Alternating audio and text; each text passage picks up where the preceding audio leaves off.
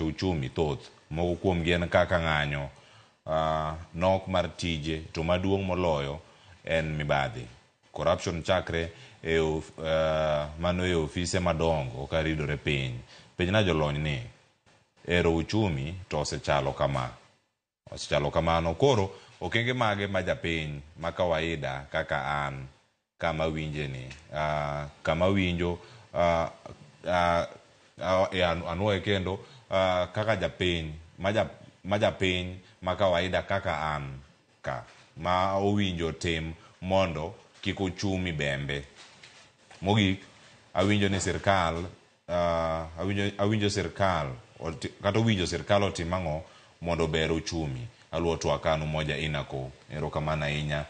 Oti machielo man ka mar Prince Sam wacho ni en kaka Gen Z unlocked in kendo adieri ema wadwaro. Piny tek, mond liete gide modak gi nyithi kiye winjo matek. Erokamano Prince Sam kumote mari.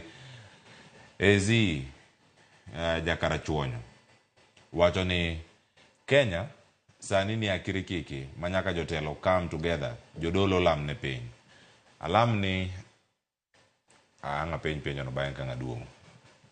Haya, mano majakara chuonyo.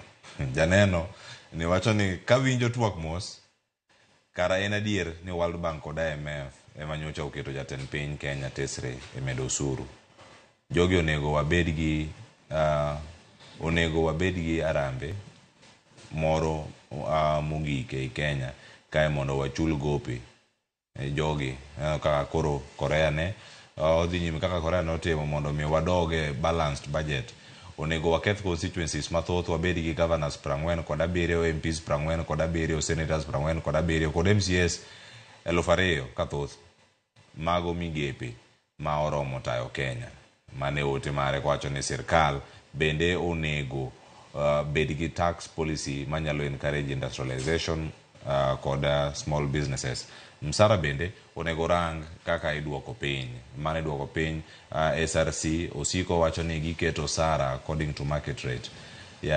Jatij sirkal oknyal wacho ni jatij sirkal oknyal chul kaka ichulo jo private sector. Sirkal en service, not business. Eri kodera penjo mag joneno seoro ka paro seor karka kachel koda kama moko maro doyo odienyano mara mugitivi winyo maber ken Migori.